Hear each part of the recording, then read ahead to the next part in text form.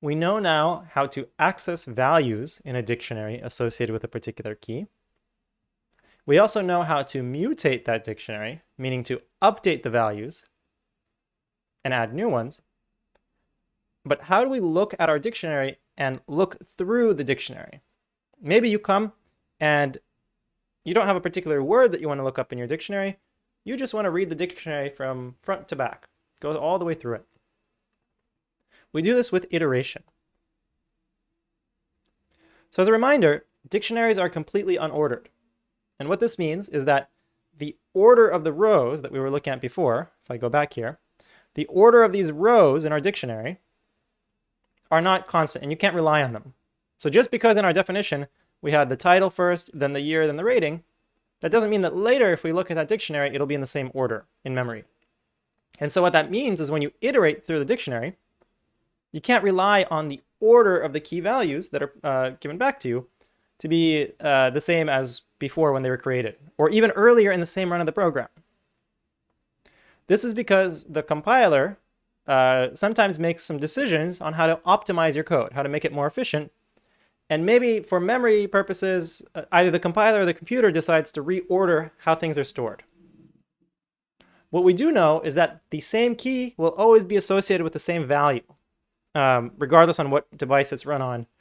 Unless you mutate that dictionary, the key values they won't change. Just the order of the key value pairs, we can't rely on. That said, we can still iterate over the for loop. And we do this with our standard for key in dictionary construction.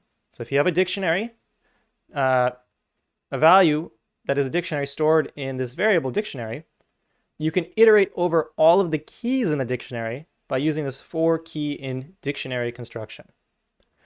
But you might say, hey, if I'm reading the dictionary, like a book, word dictionary, I want to see not just the words, I want to see their associated definitions. Well, that's okay, because once you have a particular word, a particular key, you can get the definition, or in Python, the value associated with that key, out of the dictionary by indexing into the dictionary for that particular key. Let's take a look at an actual useful application of this, or an example. Let's say we have a dictionary that has the keys be the full name of a state and the value be its abbreviation. And abbreviations is a good name here because then when you do the abbreviations for a particular state, you get back the associated abbreviation. Let's take a look in Python Tutor what this looks like as we iterate through the code, as we take steps through the code. So we have our code here. We create a new dictionary, and I'll just use my pointer over here. Our new dictionary is looking at has the key value pairs that are separated by commas. So the first key value pair is key Louisiana, value LA. Then we have a comma, which means that this here is the next key value pair, where the key is Utah and the value is UT. And then we have our third key value pair here, where the key is Oregon and the value is OR.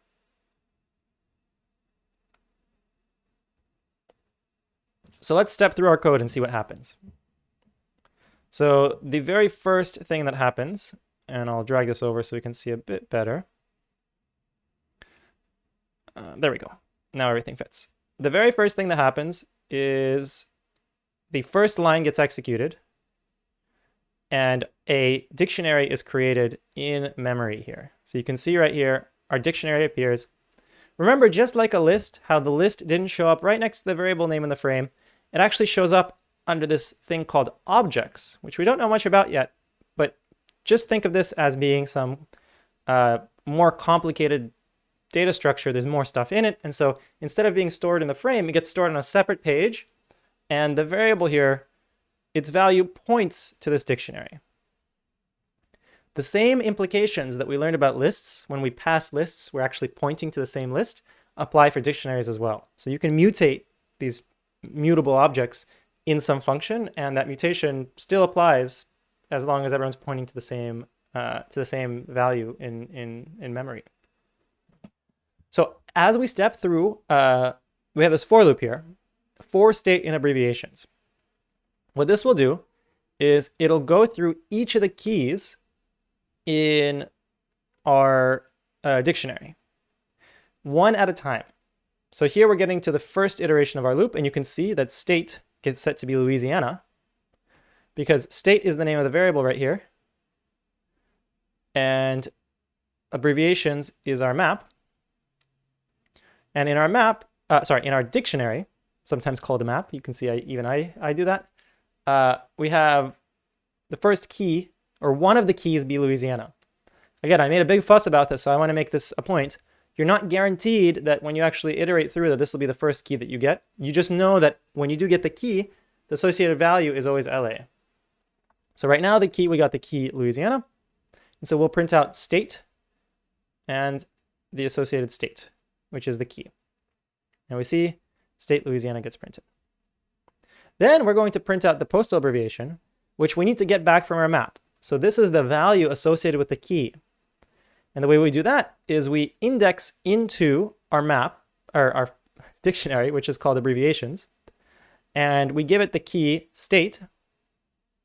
And because here state is Louisiana, we look into our dictionary over here and we see the key Louisiana has an associated value of LA. So what we print here is postal abbreviation : space and then LA. Now what happens next? Next, we return back to the for loop, and for the next iteration, we grab another key. So another key in our dictionary here is Utah. Again, we're not guaranteed to go in order, Louisiana, Utah, Oregon. We just happen to be going in order here, but for dictionaries, it's an unordered data structure. So we have no guarantees about the order. So we grab here for state and abbreviations. This next state is Utah. So we print out Utah. And then we go and get the associated value, the value associated with this key. The key is this state Utah. And when we look in our dictionary, the associated value is UT. So that's what gets printed here, postal abbreviation UT. Now, finally, we get to the next iteration of our for loop, which will happen to be the last one because our dictionary only has 3 key value pairs. So there are only 3 possible keys for us to loop over or iterate over. And our third key in this case is Oregon. So we print out state Oregon, and we have our postal abbreviation, which we will again index into our dictionary. So to find the value associated with the key state, Oregon, we look at our dictionary, and the value associated with Oregon is OR. So we print out postal abbreviation OR. Now at this point, we're done. There are no more keys to iterate over.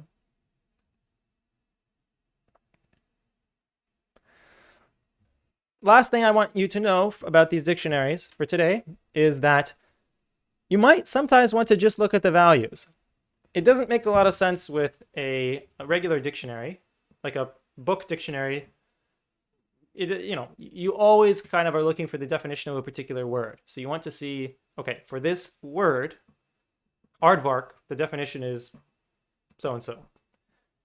But sometimes in some kinds of maps or dictionaries, you want to see just the values for some reason. You want to just look at them. A good example is your grades.